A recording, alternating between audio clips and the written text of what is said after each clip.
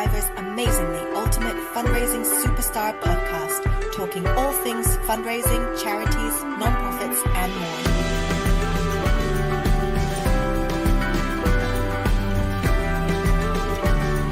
Here's your host, as always, Simon Scriver.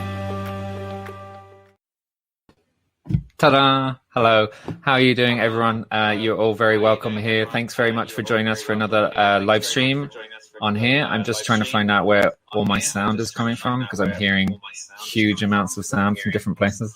So that's not good. So you're very welcome. My name is Simon Scriver. If you don't already know me, I am one of the co-founders of Fundraising Everywhere. We do regular fundraising training. We do regular training around all sorts of non-profit stuff. And we also, I see where my double thing is coming from. Sorry about that. Okay. And we also offer a virtual platform to anyone who's looking to run their own virtual events and live streams, conferences, fundraising events, whatever it is. So we try and help them out. We also run a number of free events, every week, every month, every year. And we try and stay on top of what our members and what our viewers are kind of interested in. And one of the hot topics at the moment, obviously, is around what the UK call furloughing.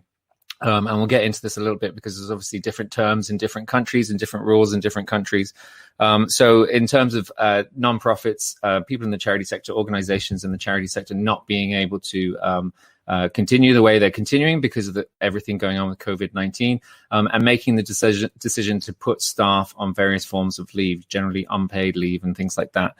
And so obviously a lot of charities have been hit by this, and a lot of staff in the sector have been hit by this. You may have seen me talk to Nikki Wrench about this on a live stream a week or two ago.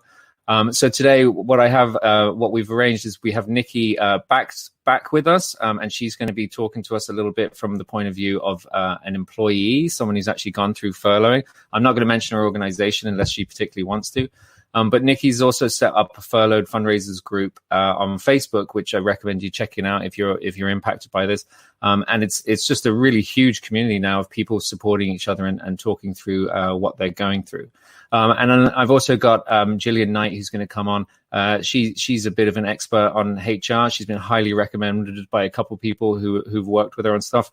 She's obviously based in Ireland, but she's going to try and give us some sort of insight from the point of view of employers, and I suppose the kind of questions that we as employees should be asking, should be looking at how we kind of protect ourselves going through this. So I won't waste any more time. I know you're sick of my face and voice. I'm going to bring on Gillian and Nikki now, and we're going to say hello to them. Hello, Nikki. Hello, Gillian.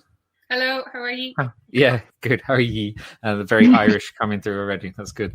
How are you guys doing? Gillian, how are you keeping? How are you managing through all of this? Yeah, very good. I think that it's different stages. My clients are across every type of industry.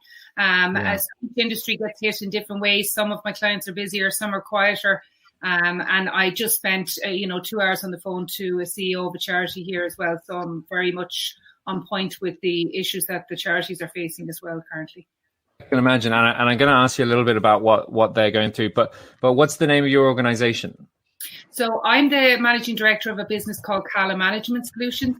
So we've been around since 2010, and basically I deal with all industries, and I specialize in employment law. So I'm an employer's representative. I also work for the Licensed Vintners Association, and we advise Dublin publicans on how to run their bar, and then we offer them HR advice as well. Excellent, very good. And so your web address is kala.ie, KALA.ie, if anyone wants to look at that. But I'm going to chat to you a little bit in a second. But Nikki Wrench, how are you doing? How's furloughing treating you? Keeping myself busy. Oh, yeah? It's the weeks are actually flying by, weirdly. I thought it would go really slowly, but I think I've kept myself that busy that it is steadily moving. Yeah. I thought it would really drag. Yeah, I mean, time has become a little bit meaningless at the moment, hasn't it? It's very It's hard. Thursday nights. That's the only thing that's making me realise that a week's gone by when people start clapping at 8:00 on a Thursday night, and I'm like, oh, another week. It used to be Monday mornings, and now it's Thursday nights. And Nikki, so we talked about this last time you were on. You set up the Facebook group, the Furloughed Fundraisers group. Yes. And this is how many members have you got now in this? We have just gone over 720. So as the weeks are going on and more people are getting furloughed, more people have joined. Obviously, some of those members are also charities that perhaps aren't furloughed at the minute, people in charities that aren't furloughed. They've come on to offer voluntary opportunities within their charities, but the main bulk of people in there are furloughed fundraisers. Okay, fair enough. And I'm going to ask you a little bit about the type of things people are questioning, and I suppose what people are struggling with at the moment. You know, what the common things are coming up. But I might just say, ask you, Gillian. Obviously, you deal from a more employer point of view. And so, what is the vibe with your clients? Is this well, first of all, actually, maybe let's start with this actual term of furloughing, because as we've rightly pointed out, we don't use that term everywhere.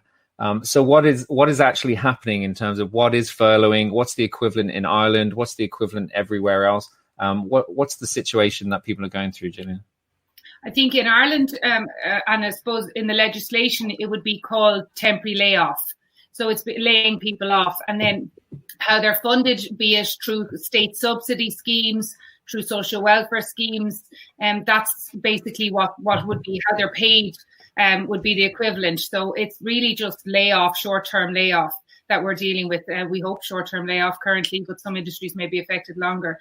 So I would have laid off around 10,000 people over the last 6 weeks. And some would have been laid off as in their job, they're not working any hours and claiming various state supports. And then others are working partial hours, depending on the business, and what their needs are. And is this something that's usually? Oh, there's my son. Yeah, is this something that's usually covered within people's contracts, or is this really exceptional circumstances that doesn't usually happen? As I said to Simon just before the call, prior to Brexit, the EU was brought in on an EU directive which would cover the UK and Ireland as well, and the rest of Europe. With Brexit now, things may change, certain things may stay the same, but as it stands, layoff is covered under legislation, and part of that legislation required certain things to be done. So staff should have been given as much notice as possible. They should have been given this in Ireland, an RP9 form. You complete this, and then after 30 days, in the 13 weeks preceding the 30 days, if you don't give them notice, then they actually should be allowed to apply for redundancy. So over a month ago, we would lobbied and things like that, and saying that a business can't survive if everyone's claiming redundancy. We lobbied, and the government have recognised that. And in Ireland, and I'm not sure, I assume in the UK as well, they set up emergency legislation, and that means that they can't apply for redundancy in this circumstance. They didn't need to do an RP9 form, so this is completely unique. So if I was laid off in the past, there was a number of steps that needed to be followed, and there was a very limited supports that were offered, by way of financial. So currently in Ireland, people can claim certain supports, 85% up to certain incomes, 70% after incomes, and these, and in the UK then up to 80% to £2,500 a month. So those support systems weren't there either, so everything about this is unique. But as I spoke to clients this morning, I have clients that are undertakers, I spoke to charities. There's other things about this that aren't unique. I deal with people who have, illnesses, be it, for example, epilepsy. They suddenly get an illness and they can't work anymore, or they've circumstances at home. So there's certain things that will govern. But because we've got scale here, in Ireland, around 1.1 million people on social welfare currently, whereas before we were almost at zero employment, technically around 250,000. With that in mind, we're in a situation where everything's unique and everything is changing on a day-to-day basis at times. So can't make long-term plans. And that's where we're really at. So when I talk to clients, normally we strategize, we plan, and we know a fund. So where we're challenged at the moment is there's a lot of employers that would like to top up wages, for example. And I would concur against that currently. I would have said initially, we don't know how long you're going to be closed. So if I look at my budgets and I say, when we open, if I've 6 weeks, okay, let's top them up. But we're in a situation now where, one, we don't know how long we're going to be closed for. And then when we open, we don't know what we're going to be faced with. So we may be reopening, and then we may have restrictions in reopening. So for charities, a huge amount of their funds, for example, are gained through social gatherings. And now I'm not allowed to do a social gathering. So where's my funds going to come from? Now, there people will invent other ways to gain funds, but will they be as effective? We don't know. So with that in mind, a lot of businesses are currently in a position where they can't plan. They have the unknown ahead, and they've no parallels. They've nothing to compare it to. And that's where we're currently at. So in the event of the unknown, a lot of employers have been painted as cruel. Debenhams have shut down and they're giving statutory redundancy, and people are saying they should claim more. By law, if you're insolvent, you can't give big packages and claim insolvency. So I don't understand what they're protesting for. So I see an employee's point of view, but I equally see the employer's point of view. So the main focus we have as an employer, I am one myself, and my clients, is to ensure the long-term viability of the firm, of the charity, of the premises. And that means that I have to safehold it, and that may result in redundancies, short-term hours, layoffs, and not topping up wages. And that's the reality, but it is necessary. Some of them are being overgenerous currently, and I'm not sure they're going to survive this because they started and they can't potentially continue.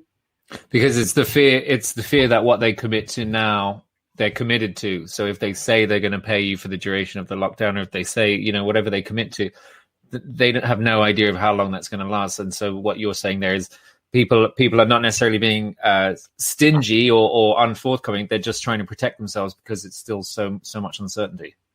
Exactly. And I think I just read an email before this call from an employee who was very upset with their employer and saying you don't care, etc. I think that sometimes in certain circumstances, if your employer had a history of being generous and now they appear not being generous, that's when people are quite surprised at that. And I think that there needs to be an understanding of the commercial realities of this. Zero tourism, a lot of industries very heavily hit, so less flowing cash in the system. And with that in mind, then people can't budget for good times. They may come, but they can't budget for that. So with that in mind, they have to really be prudent about how they operate with their teams. Okay, Nikki, I'm not going to ask you to speak on behalf of all furloughed people everywhere, but obviously you've kind of got your finger a bit on the pulse by being one of the admins of this Facebook group. What's the vibe from employees? Are people feeling like they're being treated unfairly, or are they feeling confused, or what's the general feeling? I think overwhelmingly with I think fundraisers and charity staff are a different breed, in all honesty, because overwhelmingly the feeling has been that they're more frustrated that they can't help the charities that they work for. I haven't heard anybody complain that their charities aren't. I've heard a couple of people say their charities are topping up from the 80% to the 100% if they've been furloughed, but the majority aren't. I've not heard anyone complain that their charity isn't. I think when you work in charity, there's that you already know that struggle for money anyway. Yeah. And I think the majority of us already feel guilty that we even take a wage, but you've got to because it's your job. So yeah, I haven't seen anything. The only thing I think from a point of view of people feeling frustrated is that they've been furloughed in the first place. There's that feeling of why me? My role's important, but from the things that you've just mentioned about businesses being stingy or people feeling that they're not being given enough support, I haven't come across that at all yet within our group, or certainly not within the charity that I work for. Okay. Well, that's interesting in terms of people maybe looking at other people in their organization who haven't been laid off or who haven't put on hold. Gillian, how are your clients and organizations in general, how are they making that decision of who they can scale back and who they can't? Is that a really difficult decision for them? I think that what we have done, what I would have recommended to people and what we have done in a lot of cases was that it was a financial one. So we would have said, for example, in Ireland on the social welfare scheme, you get €350 irrespective of how many hours you work. So if I ask someone to come in and I say, I'm going to come in and pay you, they'd actually earn less coming in than staying at home. And then, so our focus was more often than not was to actually give the work to the full-timers so they can get near their normal wage, and that the part-timers were already on their normal wage or less. So it was a financial thing to try and bridge the full-timers up to their usual wage. And then with the part-timers, so there's a cut-off point of earnings, and we would have picked that point. Because a lot of staff, for example, on the lower earners, they would have mainly been in hospitality. A lot of the part-timers there, it was a bit challenging to say, can you come into work and you're going to earn less, and that was a hard sell to them. So we kind of just said, who do we need? And then full-timers would usually have oftentimes just one income coming in. So it's to try and recreate that income for them. I think that there's other roles where we've had people push back, and that's why I'm saying, and Nikki, I've had a lot of people saying, I don't want to work, I want to stay at home. One for health, one for because they feel they're making more money at home. And then there's the other side, like you said, there's one saying, I want to contribute, I want to.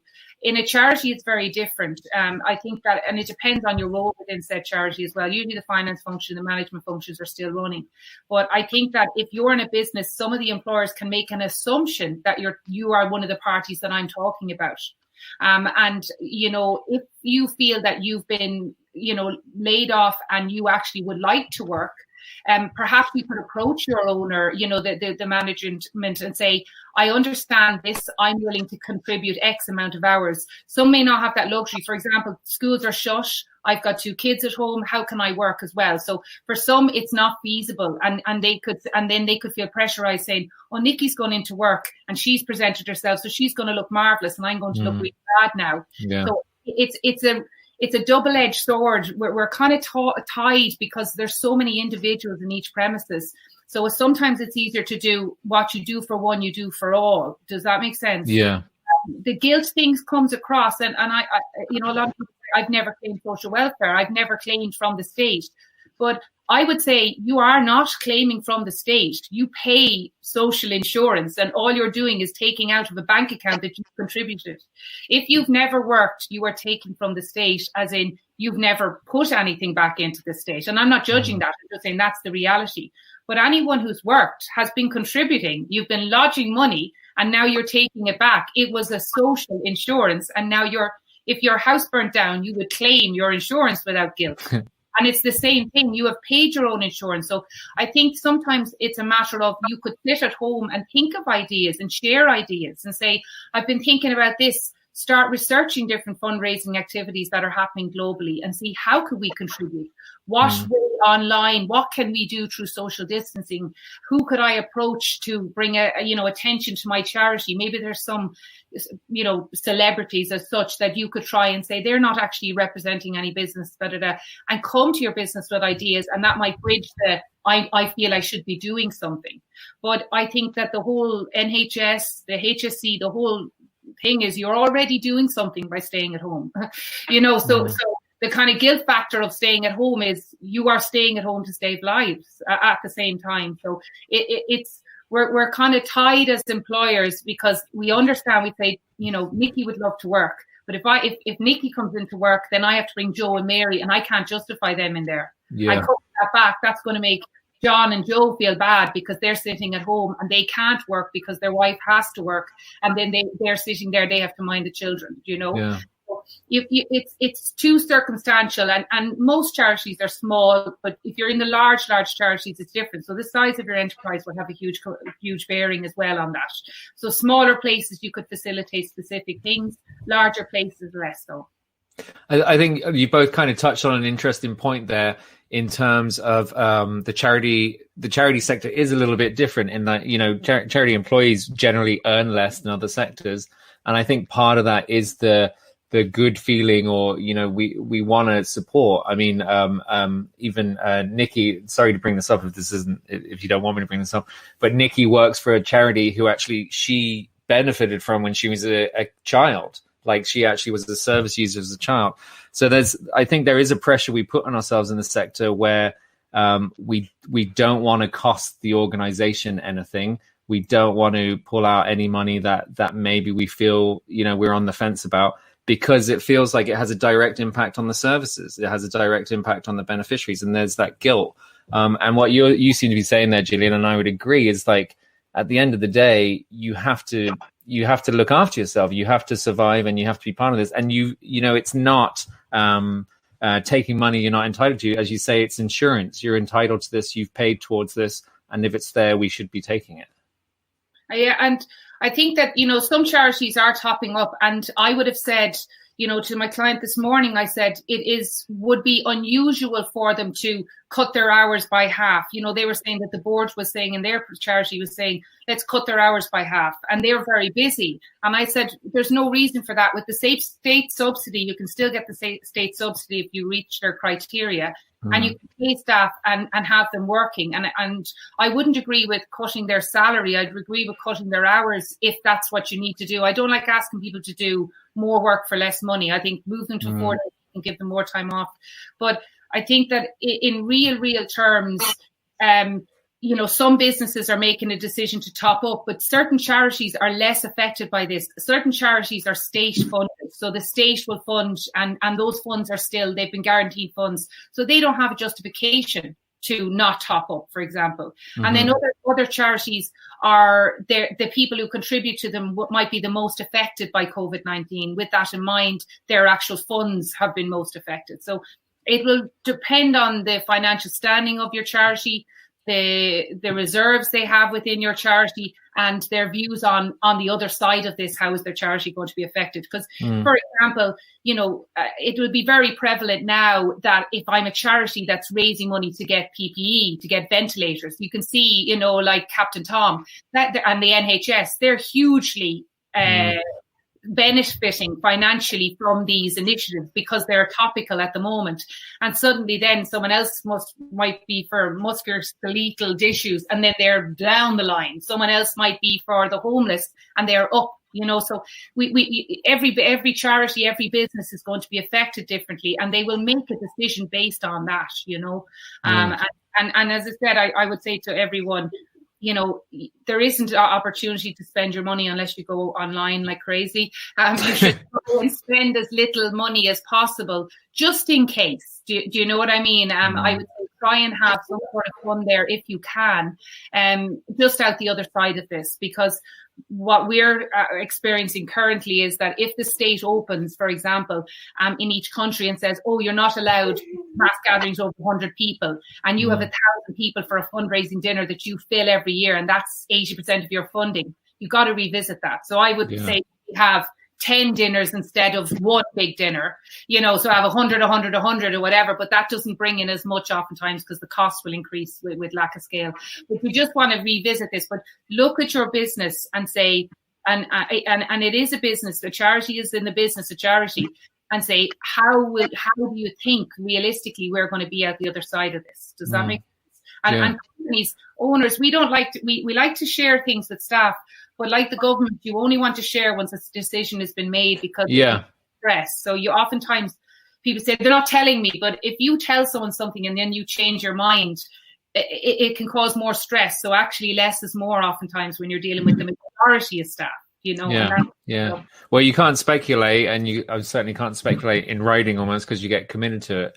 Nikki, from your organization and from other people do you feel like those lines of communication are there with your employer? Are they keeping you updated? Do you feel like comfortable, as best as you can what's going to happen, or are people feeling a bit stranded? Again, from only my point of view, with my charity, we're getting an update every week from the CEO. So he sends us an email every Friday. The first couple were just generally, how are you? Hope you're okay. As the weeks have gone on, and as more things are going on within the charity, we're getting updates. I think it depends on what your charity's doing at the moment. Ours, we are going to be a very different charity at the end of this. We won't be able to do even half of what we were doing before. So our organisation will have to have a restructure. They will have to think about those things. So we're getting updates every week on where they're at in that decision-making process as well. But they're being very transparent. We've got a WhatsApp group. So like the fundraising team, we've got a WhatsApp group, and although we can't talk about work, we're all just checking in and saying, is everyone okay? So yeah, it is very open and very transparent. I saw someone in the group the other day had received a parcel from their employer with some chocolates in and a card to say they were missing them. So yeah, it is. People don't seem to be complaining. It's all nice news stories that are coming out of it. Okay. But I do see everything with like a happy rose-tinted thing. So yeah, you're too positive. I'm sick of it. You mentioned something interesting there, like in your WhatsApp group, you're not allowed to talk about work. Yeah, well, and we don't think so. I'm curious to hear from both of you. Nikki, we talked about this before, but Gillian, I'm curious to hear from you. Like Nikki, and in that group, we've seen people who want to keep volunteering for their charity because they're so very passionate about it. And so even though their pay has been paused, they want to volunteer for it. And actually they're being told on occasion that they can't volunteer for it. They're legally not allowed to volunteer for it. Does that sound, what do you make of that, Gillian? Is that a strange thing to like, how do we deal with something like that? So you're an employee or not, so when you're laid off, if you're laid off and you're not asked to work any hours, you're not. So you wouldn't volunteer for your charity because you'd just be, you're actually an employee, so you'd just be working hours. But in Ireland, you can still avail of the subsidy scheme, even if you're working hours. So that wouldn't be an issue in Ireland. I'm not sure about the restrictions on the scheme in the UK. So in the Republic here, if you wanted to work, if I laid someone off, I can avail of the full wage subsidy scheme from revenue and I'm allowed to work a few hours. If, for example, I claim off the social welfare office, then I cannot work even an hour. The business can't even pay me a cent, but I couldn't claim social welfare and be working 10 hours for my charity. That is my current employer. I could volunteer. So you could have volunteer for like the NHS, the HSE. You can volunteer work, but I couldn't volunteer for my own charity. No, because the insurance and everything, if something went wrong, they'd say, well, they're classed as an employee. And then it'd be fraud, So you'd have to be on the wage subsidy scheme in Ireland from revenue, which is run by the revenue commissioners, to be able to do some hours like you're suggesting. If you're on the social welfare scheme, you wouldn't know. It seems like people are kind of worried about putting a foot wrong in case it nullifies everything that they would have been entitled to, if you know what I mean. So, I mean, there's a comment here from Mandy, and she's talking about the rules for being furloughed that the government has prescribed, that you must return to work after the crisis in order for the furlough to be paid. So, I mean, that's a very specific example. And Gillian, I don't expect you to necessarily get into that. But it should be paid. So if you own the business, like if the actual the money comes weekly from the revenue scheme and from social welfare. So it's a weekly payment, or if you're paid monthly, it's monthly through revenue commissioners. So it's paid all the time. So if the wage subsidy was paid out and the business wasn't eligible, for example, they weren't in Ireland down 25% of revenues, they couldn't prove that, and they were up on revenues, then they would ask for the business to pay it back. Or if you claim social welfare, for example, and you're working in two places part-time and you claim off both, that would be fraud, and they will claim that back. But when you return to work after the crisis, you are just returned to work as normal, and there may be tax credit adjustments depending on your circumstance. I.e., usually if you're on social welfare, you'll get it depends on your salary, you'd get a lump sum back. But no, I can't see how that would happen. That would be an owner of a business's concern, and usually they've said that they'd resolve that in a week or two. It would be very, very unusual. That, if your business is closed and it's a very obvious one, 25% down, most of them are 100% down, but very percentages. But yeah, no, I couldn't see that happening, So people who sorry, I think that stems from something that's so what they're saying is that a member of staff can be furloughed on the condition that their job will be there at the end of this. I don't think it means that they're guaranteed they have to return to work. But for example, if my charity do their restructure and decide actually Nikki's job's not needed, but we'll keep her on furlough and just make her redundant when they finish paying that, I don't think that that's what the scheme is for. I think if they decide in a restructure halfway through that my job is redundant and they need to say, Nikki, you're redundant, hopefully that's not the case. But that, I think that's where that statement comes from, that furloughing is for if your job is only not available now because of coronavirus, not that you would have been made redundant anyway. That's my idea of it. So basically the way it works is you never make a person redundant, you make a role redundant. So the business will have to, as with any redundancy, you have to determine that there's in Ireland, there's 5 grounds for redundancy. So the person has to fall in one or more of those grounds, and that has to be the rationale why their role is made redundant. If their role is made redundant due to a downturn as a result of COVID, currently there is increased social welfare payments, for example. So in Ireland, it's €350 instead of €203. So I would rather I was made redundant should I not be able to get a job straight away, that I was told I'm made redundant because of COVID, because a downturn in business would be the rationale by law. But actually then I would say downturn in business as a result of COVID, I can go into social welfare and I'll get $350 a week instead of $203 a week. But the business has to have a justified reason. So we can't just say, oh, I've always wanted to get rid of Gillian, I'm going to get rid of her now.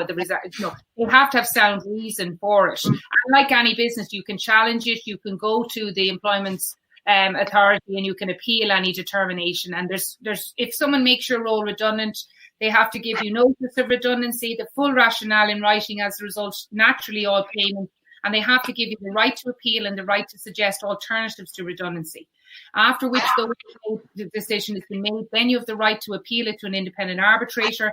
And in the absence of that, through the labour courts in Ireland, it's called the WRC. You can go into the Consumer Rights Authority and you can go in and claim these back and then make a claim. And now, granted, they have been shut as well within reason. So you're not going to get heard till next year. In the Republic, I would say the UK are quite similar, but you can still put a claim in. You just need to put it in within 6 months of your role of you being let go. You know, I know redundancy in the UK is terrible low. The payments are very, very bad compared to the Republic over here. So I mean, they max out at 14,600 based on length of service, whereas in Ireland there's no max on length of service. It's 600 weeks per year service plus a bonus week, statutory, and capped at €600 a week. And then we've got notice of length of service. The UK length of service notice is longer than the Republic, but your redundancy payments are very, very low. So in Ireland, we have a situation where employers will say they've been with me for 30 years. Should I make their role redundant? They are due, some of them 35,000 euro. It's huge money. So currently, we're lobbying with the state to say, if you shut our business, we want you to bring in, there's a social insurance fund to pay so that people can get paid, because usually that's only serves when the business is insolvent. Because if your business can't afford to pay you redundancy, they can't make you redundant. That's the reality. So you have to get your redundancy money. You know, so we're saying that if it's only commercial reality is that I make these roles redundant, but if I make these roles redundant, I'm going to become insolvent. We need the state to help. So they used to have a rebate. You could rebate 60% of it back and 70%. So we want them to bring in the revenue rebate on the fund so that the business pays a certain proportion and the state pays the rest in Ireland. And then on the other side of it is potentially that the social insurance fund pays it. It doesn't matter. That's a European fund. But in the UK, your monies that in a redundancy scenario are far lower than ours. In Ireland, you could have a redundancy there. You could have 10 staff and you could have $250,000 of redundancy sum. Whereas in the UK, it would be very much a lot more manageable because of the restrictions on the payroll. Not good for the employee, but it's good for the employer, you know. Where do people find information like this, or where's the easiest place? I mean, I imagine people are looking at this and they're worried about getting a HR expert or getting legal advice because they might not necessarily have the income for that right now. And so, I think one of the most important things, and I'll be killed by my employers for saying this, but I feel out of fairness, and what you need to do is, if your employer reduces your hours or reduces your salary, now it's in the Republic, but I'm almost sure it's in the UK as well, but it'd still be no harm in doing it. If they reduce your salary or hours, what you need to do is you need to write to them and say, I'll accept this under protest, but in the event of you making my role redundant, I demand my redundancy is paid on my original salary. If you don't say that, if I reduce your hours down to 51%, if it's just more than half, if it's below half, I have to give you the option of redundancy. If it's just above half or anything above that, you accept that, then I can half my redundancy payment to you, because I'll only pay the redundancy on your new lower wage, on new lower hours. Whereas if I actually do that letter and have that on file, then actually I have to pay it on the original, and the legislation will support that. So what a lot of people do is they get hit each way, and a lot of employers, like I don't advise employers like that, and I have no tolerance for employers like that. That's why I'm saying this now. So my clients don't do that business, but there are a lot of nasty ones out there, and I'm just saying that don't accept a cut in hours or wages out of good faith without writing that letter and saying I'm accepting it. But I need it to be reinstated when the business is back up to where it should be, and even on a gradual basis. And I also my role be made redundant. My redundancy has to be on my original salary. I think, I mean, I imagine some employers justify actions like that because they tell themselves it's the only way they can survive is if they kind of, screw someone over, or if they kind of, put the pressure onto the employees. How should employees protect themselves? I mean, I suppose it's about getting things in writing, putting things in writing. They should be getting advice, should they, if there's any kind of concerns around it? So that's where I would say, like, that's a simple one that I would just say to every person to do, in the event of this occurring. And I think it's out of fairness. But what in Ireland, there's Citizens Information Bureau. They're excellent, and they will advise you for free. The WRC, the Workplace Relations, so it's workrelations.ie, they will offer you.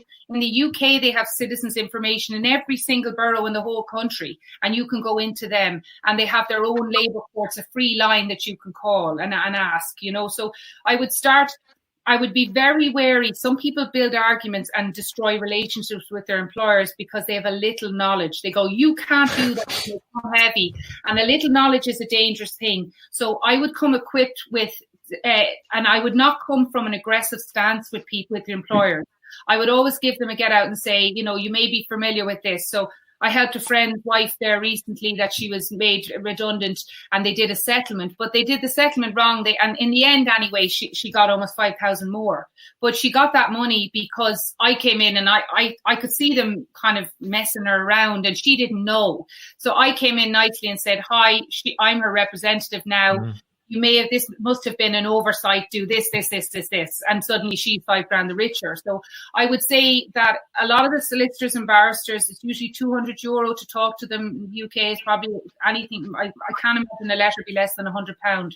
Whereas the Citizens Information will write these in for free. But my tips are, check it out, check with your local providers. Timing is everything. So don't say, do you remember that thing you did 3 months ago that bothered me now? You got to do it at the time. Now, I'm not saying they send you an email at 8 o'clock that night and you write back at 8:01 angry. Sleep on it. But don't let months go by, and ideally don't let more than 2 weeks go by without raising the issue. Does that make sense? So I would say that you need to be very, very clear at the outset. This is what you've done. This is how it's affected you. Can you remedy it? And if they don't, then you have a claim. If you haven't highlighted the issue, where they went wrong, and you don't have to suggest a solution, but if you come to them with that and then they choose to ignore it, that's a stronger case. Yeah. Very good. That's very helpful.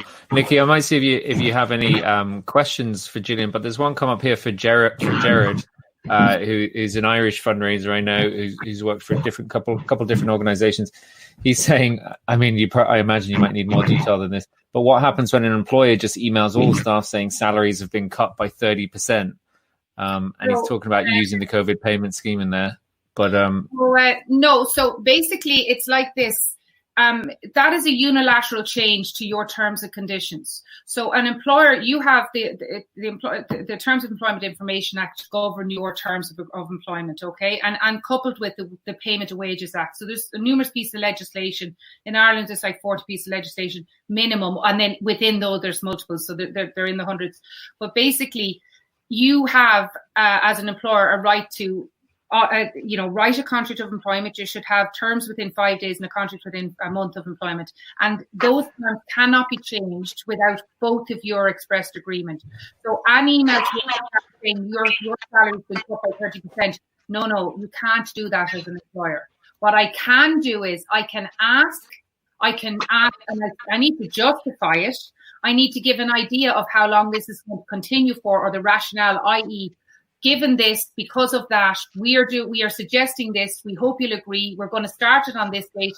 If you have any queries or concerns, let us know by that date. Otherwise, your silence will be your expressed agreement.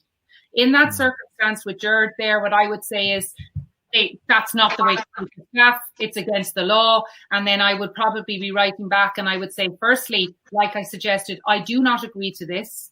I also, in the event of later on terminations, rationalizations, demotions, etc., any payments can be based on my original salary, you know. Interesting.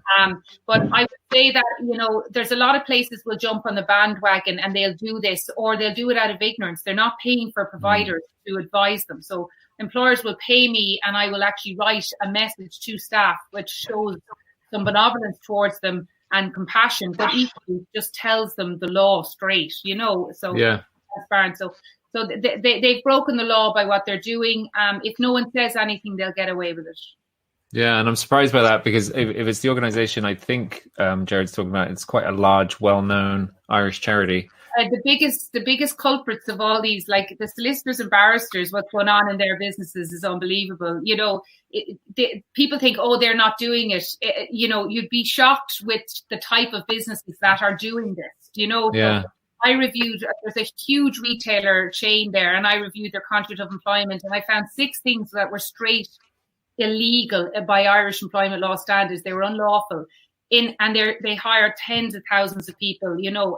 So just because they're big doesn't mean they do it right. Does that make sense? And many do, don't get me wrong, but I'd be quite shocked. That's why you hear these cases with large places, how they mess up, you know. Wow. Nikki, is there anything that you're seeing in the group, any questions that keep coming up time and time again that maybe Gillian would be able to help us with? Yeah, one that's been asked a couple of times is that some employers are going to the furloughed fundraisers and asking them if they will give up their annual leave when they go back to help the charity out. Some people are being rose-tinted like me and going, yeah, whatever it takes to help. But rightly, others are saying, actually, I need the annual leave for specific things, or just I don't want to, actually. That's my annual leave and I want to take it when I want to take it. What's the rules around that? when Gillian picks herself off the floor. God, I do hear stuff all the time, and I just will laugh into myself, some genius there. So annual leave is governed under the Organisation of Work and Time Act, both UK and Ireland, and you are given annual leave for a reason. It's for your health and well-being. You cannot ask someone to give up their health and well-being time. So the answer is no. It is completely unlawful, and you're not being lacking in generosity by saying no. So if you got, for example, 30 days annual leave and the legislation is 20 statutory, and they say, we've been very generous forever and you've got 30 days, would you reduce that down to 20? Then that's different. But I would not, as a full-timer or 8% of hours work for a part-timer, I would not reduce my hours less than the 20-day equivalent. Is that all right? So if I work 1 day a week, then I get 4 days annual leave a year. If I work 2 days, I get 10. If I work 5 days, I get 20. And that's the way it is, you know, you can't sacrifice that, because anyway, when you leave employment or you challenge it within the 6 months, they'll have to pay it back to you anyway financially. So there's no way around it. I see a question there. It hasn't come up on Simon's, but it links into this there, you know. You don't accrue annual leave during layoff. So, for example, if you're getting 20 days a year and you're on layoff for a quarter of the year, then that's 5 days that are taken off your 20. But you do accrue public holidays. That doesn't include Good Friday, the special day in Ireland. That's not a public holiday. But, you know, the 9 in Ireland, there's 9 public holidays. The UK have, I think, 7, there's less. But basically, public holidays are accrued and public holiday status, but the business doesn't have to pay me that public holiday. If you're on social welfare payments and a payment comes in, they'll cut you off social welfare. So what I've said to employers is, when the person returns to work, they can be given an additional day annual leave, and they can take that at a time that's suitable business. Again, like your question, Nikki, do not sacrifice your public holiday entitlement to give back to the business. No. I mean, the charity sector is I love working in the charity sector, and obviously most of my clients are charities. But there isn't a feeling sometimes with some of them that they're a poor charity when it suits them, and they're an established, legal business when it suits them. And I think it's like, if you're choosing to follow the law and behave in a society that follows the law, then you have to do things lawfully. And as charities, we have to try and do things ethically as well. And so, it's not really, it seems a bit off to turn around now and just be like, oh, and also could you donate back your holiday days, and could you donate back this and poor us? I think that you work for a charity, you're not a charity. Just because you work for a charity, you're not a charity. And Nikki, you're talking about the valuable input you put into a business. That needs to be remunerated. So you're offering, if you weren't there, the charity wouldn't exist. It wouldn't generate funds. And that's every party to it, be the cleaner right up to the CEO or the MD there. So you have to determine. But I see someone saying in the UK, you do accrue annual leave when you're laid off. If you're accruing it when you're laid off, then you still are entitled to it. And I would take it.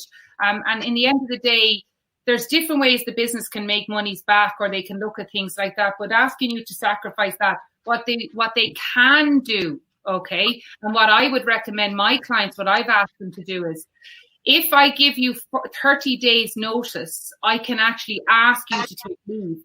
So I can take, let's say you've 10 days accrued so far this year, and today is whatever, the 29th of April. On the 29th of May, I can say from the 29th of May, I want you to take the next 2 weeks off and use 10 days of your annual leave, so that you're not accruing it. So you're currently laid off, but you're using your annual leave that way. So if they are asking you, they're probably not being very clever about it, saying, can you give it up? Because that is another way of giving it up. But if you're asked to tip in and do a bit of work during those 2 weeks, then they can't be doing that. You're on annual leave. So I could say to someone, in a month's time, can you? Now I can ask, can you do it now? And you could say, yeah, I'm okay at taking it now. But legally, I'm supposed to give you 30 days notice, unless, I express agree, I don't mind taking it now. That's fine. So it would be prudent of a business to get people to use annual leave if they envisage that when they open, it's going to be all hands on deck, and the last thing they want is a load of people with a pile of leave. And equally, if they're paying the monies, then it would be a good way, if they're topping up wages, to say that wage is inclusive of annual leave accrued and public holidays.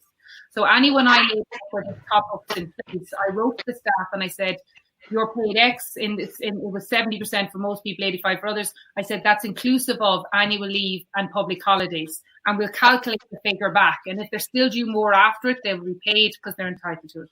And that would be prudent. So perhaps what they're asking there, they might be asking something when they don't need to ask, they could actually tell. Again, that's just someone who's probably not doing the best management practices, Yeah. There's a little question here. I'm not going to keep you guys for too much longer, but there's a little question here from someone on Facebook about bank holidays. And again, this might differ from country to country, but do bank holidays operate in the same way when you're furloughed? I just gave that answer there at the last one. So public holiday and bank holiday, same thing. So legally, there's no such thing as a bank holiday unless you work in the bank. Bank holiday is just a public holiday. Same thing. Okay. Yeah, so bank holidays are what the casual term for it. Public holiday is what a bank holiday and public holiday are technically the same thing. Just the public use the term bank holiday when in actual fact it's a public holiday. Okay, excuse me. Yeah, I get that now. And someone's followed up. I think it's the same person. If you're asked to take annual leave, would it then be paid at the full rate and not the furloughed rate of pay? Presumably, it would stay at whatever your official rate of pay currently is. Yeah, so it should be at your proper rate. You don't have a furloughed rate. That's what you're currently being paid. That's not your rate. Your rate of pay is the same. That's what you're taking home currently. Okay, so it's the contracted rate that we need to be looking at. Yeah, so you're currently claiming the state is claiming X for you, or social welfare, you get it, but that's not your rate. If you're on £10 an hour, you're on £10 an hour. If you're on £100 an hour, you're on £100 an hour, and that rate remains untouched. Okay, I think that makes sense. Nikki, anything else? Yeah. So last question is so obviously, I think this is slightly different in UK to Ireland. So what we've been advised, or the majority of us have been advised, is that if you've been furloughed, it's basically that the government are paying your 80% of your wages because of coronavirus, and therefore you can't work or help your employer gain money because otherwise the government's paying you, but you're still working. We have had some people that have been asked if they would still be on hand in an advisory capacity for their charities, even though they've been furloughed. So I think initially the answer straight away there is, well, I can't. But I think people are finding it. You mentioned it earlier, Gillian, about not wanting to sort of look like you're the person that they shouldn't have back. You know what I mean? I think a lot of people are going along with certain things because they're worried that that might play against them further down the line. What would your advice be for people to go back to their employers with? I think that your representative bodies need to lobby like we did over here. You know, I'm part of a representative body and we lobbied so that you could allow for additional hours. So they need to do a better job like they've done here, you know. But I would say that it's the business that if you felt forced to help, if you want to help like you had originally said, then that's okay. If you feel you've been forced to help, refuse. And you don't want it, for example, you can refuse with peace of mind.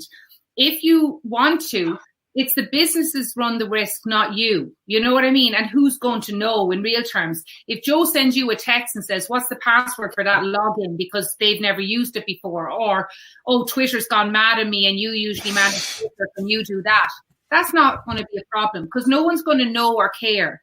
The people who pay these monies, their revenue for the most part, are revenue commissioners, you know, and they're not employment law. They're not going to govern employment law. They're governing the financials. So they see, has the business hit the financial indicator of what's necessary? So they're not monitoring that. Does that make sense? Yeah. So it's the business. If the business is asked to do that, they govern the risk of doing that. And that's called good faith. And in an employment relationship, both parties are involved in it in good faith. So if your business is claiming it and they're having you working 30 hours a week, that's not in good faith to any party. But if the business has you and they're managing and one day you're doing 3 hours because something cropped up and you're helping out, good faith would determine that that's not an issue. Does that make sense? Yeah, so, okay.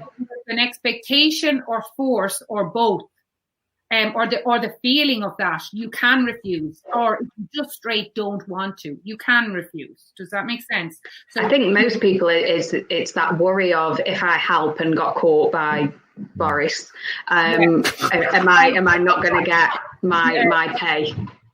I'm not going to express my views of Boris, but I don't think Boris he get lost in his own pockets. But they're not governing this. Does that make sense?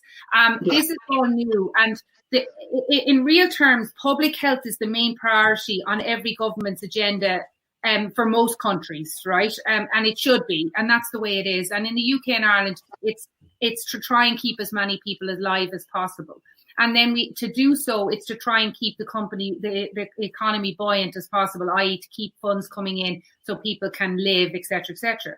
With that in mind, if you're doing something that's going to keep the business flowing, as in open, especially in a charity perspective, no one's going to have any issues and say, Nikki took that call or did 3 hours there last week and 2 hours this week. No one's going to care. Does that make sense? So yeah. It's not out and outright fraud, but there are some businesses that are perhaps going to play it down that they're 20, in Ireland you have to be 25% down in revenues, and they're 26% down in revenues. They're pulling it in and they're going to downplay their revenues and post-date checks and do all this stuff and make money out of this, and then going to treat staff badly as a result. That is some enterprise, and it's going to take a lot of work to get through that. But in those circumstances, the employees are well aware of the way they are, and that's the only circumstance where that's going to be a major issue. But I think that in real terms, in the Republic here in Ireland, they've said, you know, they initially did what you did. You can't work at all. The welfare said you can't work at all. But they've actually changed it now. And even if you've got 10 staff and 4 are working full time, they can still claim the subsidy on the full-time workers over here, you know. So it is very different and probably more conducive to business continuity. So I think if you want to help out, don't stress. That's the owners of the management have taken that risk on board and asked you, and you're not going to get in trouble. There's no revenue commissioner going to come at you on this. They may come at the business later on if it was taking the mick, and I, from what you're saying, that's just good faith, Okay. Yeah, you're talking kind of more the odd question as opposed to this consistent task that you're asking people the to do. whole point of this wage subsidy scheme, as well as opposed to sending everyone to social welfare, one was an administration issue, was that you maintain the employment relationship. Your CEO is writing to you weekly.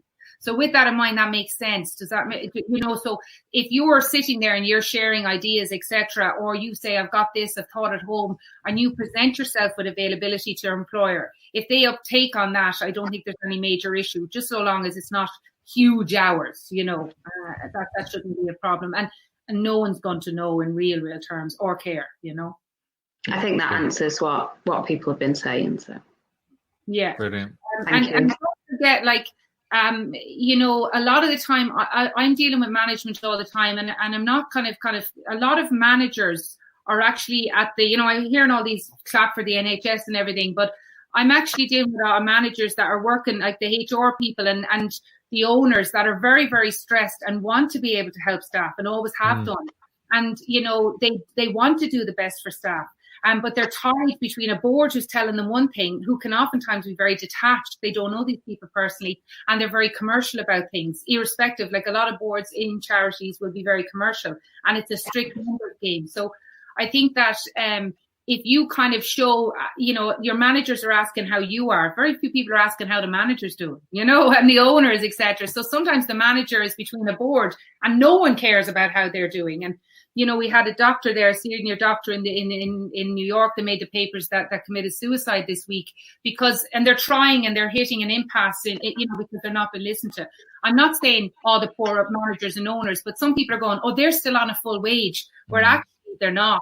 And a lot of the time they've been hit tremendously on their salaries as well, and you wouldn't even know about it, and there can be an assumption there. So I think it's sometimes I've seen some of the employees just saying, I'd like to help in any way I can. If it's even just to help you, great. And in my role, I've had some of the people I work with kind of going, is there anything we can do to help you?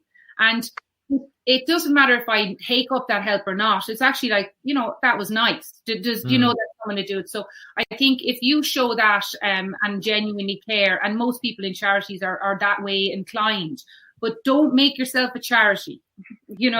Don't sit there and take a hit on salary. Don't do the annual leaves or anything like that. You're not being mean doing that.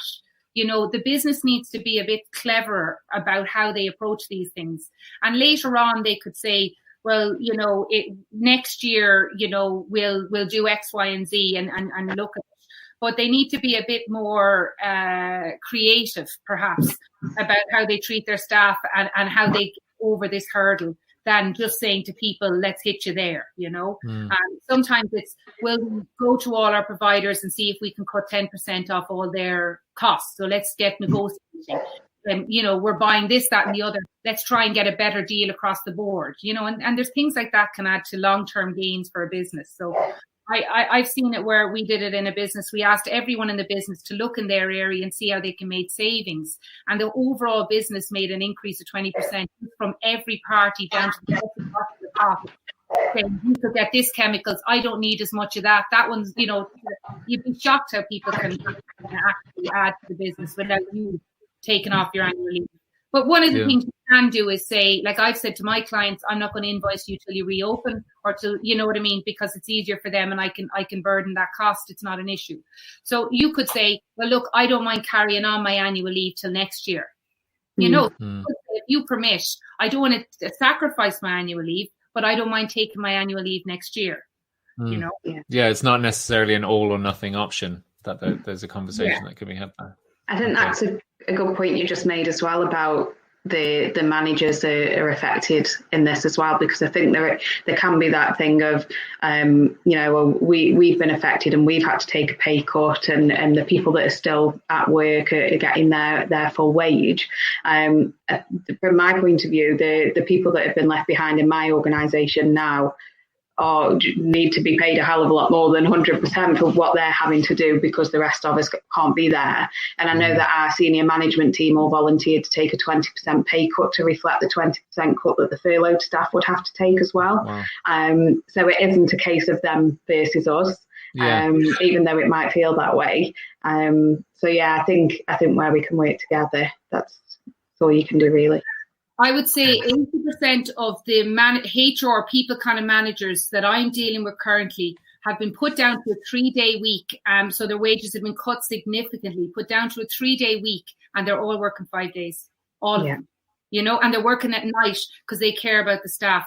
And then the other side of it is and this isn't just HR, it's like managers, middle managers, because a lot of places don't have or need HR managers. But I'm saying they've been cut down and they have to deliver the bad news. So they have the double whammy, and no one knows, because they say, well, I got an email on Monday, Tuesday, Wednesday, Thursday, Friday. But actually the person's only been paid for 3 days. And they're working morning, noon and night on less money and delivering bad news that they don't agree with and have to sell. They're an ambassador for it. So just because I'm delivering you this news, like I laid off 10,000 people, doesn't mean I enjoyed it. It doesn't mean I'm there going, that's not the case. And at the same time, like I said, with additional hours, they're lobbying within an inch of my life, talking to revenue, talking to social welfare. I was freaked out. I had meltdowns over these non-EEA people who normally don't get social welfare entitlements. I said, they're going to starve, and it was till midnight, 1 a.m, dealing with politicians and fighting to get money for these people. And then they'll hear me and see me on these type of things where I'm going, fire this person, do this redundancy, that. But in the background, I'm fighting for a cause that no one will ever know about, because we are real, for the most part. And I genuinely think of the person behind it. But my overall responsibility is to keep that business open. That's all. And I think I can hit that balance. And hopefully anyone, whoever's dealt with me and has ever dealt, and feedback over the last 20 years of doing this job, is there is a balance, and you can get the outputs and you can get the results by treating people right. And sometimes that is bad decisions. I've fired people, I've made people redundant, hundreds and hundreds of people redundant, and I've been hugged, I've been thanked, I've been sent cards after it, because you did it with respect. You know what I mean? And it's done fairly. And if you don't, and you're wrong about it, there's no need for that. It costs nothing to be decent, Yeah. So I think, if you're at home, I would recommend upskilling. All the colleges, a load of them are offering amazing free courses. Do a course in digital media, online media, fundraising, finances, general accountancy, even presentation skills, how to do my own blogs, etc., writing skills, needlework, whatever feeds your soul. Do more kind of upskilling of your own head. It's all free. They're offering amazing things at the moment. And I think it is a perfect opportunity when the event has been made redundant, when they start charging for these as well, that you have actually made yourself more commercial to the marketplace, So use that. And it's still trying, and I'm not saying people are at home bored. You'd be shocked, isn't it, how your time gets filled in your day. I have 2 children, I've done up my garden, I want to paint my house, and I'm working like 50 hours a week minimum. But at the same time, you can upskill, and I think that you should look online and see these courses, because it'll keep your mind active, and then you can feed that back into your business or subsequent businesses, Great. Thanks for that. And I think that's a good place to finish. I think you made a really important point there, that at the end of the day, employers and employees, everyone's goal is to keep these organizations open. That's what everyone wants.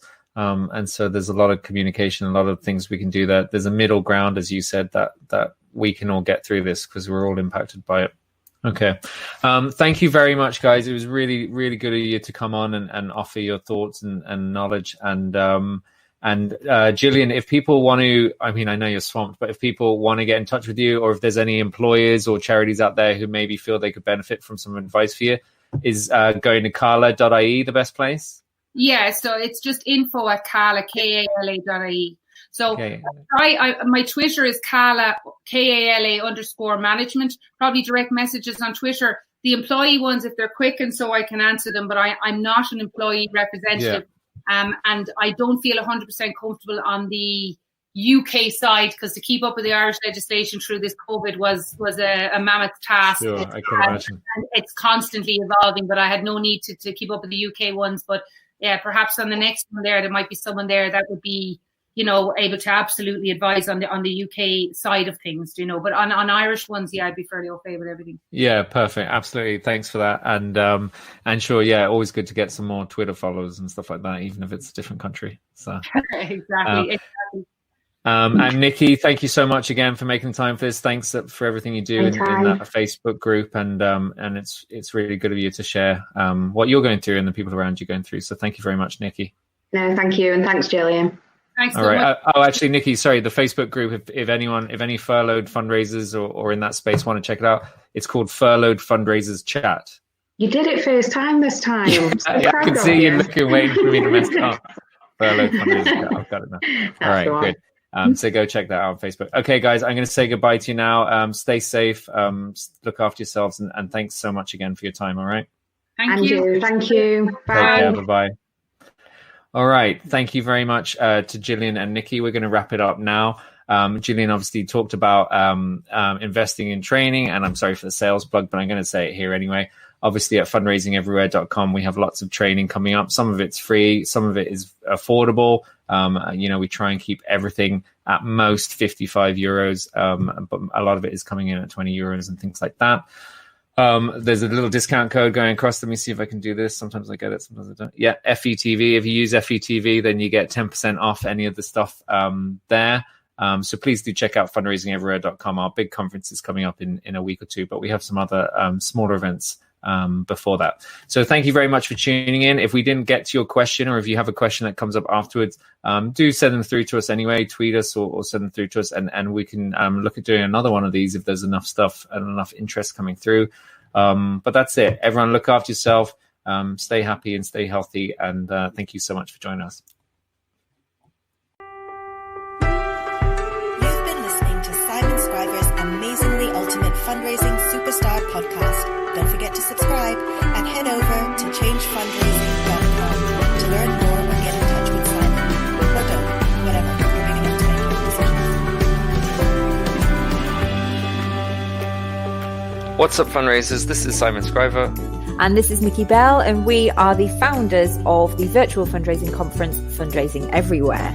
And we have just launched Fundraising Everywhere membership. So if you want full access to the virtual conference every November, if you want full access to the Fundraising Everywhere Festival in May, if you want bonus downloads, if you want access to extra sessions, if you want access to VIP events, if you want access to all of my masterclasses online, if you want Pizza Palooza discount, if you want all this stuff and loads more, and a whole bunch of other stuff which we can't even cram into this tiny podcast ad. But if you want part of that, then go to fundraisingeverywhere.com, become a member, be part of the family, pay a small monthly membership fee to us, and you'll get all of this stuff. Will that do?